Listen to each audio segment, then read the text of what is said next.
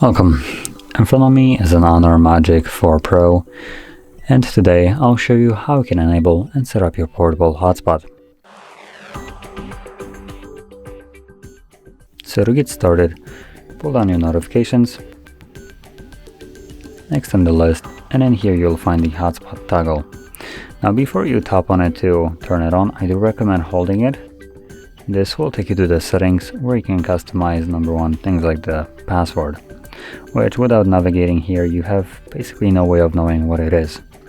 Now you could utilize the one that is randomly generated, but I do recommend just removing it and setting up your own.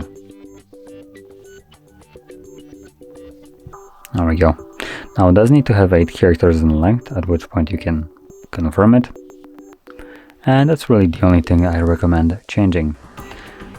So from here you can toggle it on by just switching this on, or by obviously finding the toggle right here and turning it on and off from here. Now I also will urge you to try to remember to turn it off once you're done with your hotspot, just because having it enabled will consume more battery, and if you're not using it, there is really no reason for it to be running in the background. So just tap on it again to turn it off.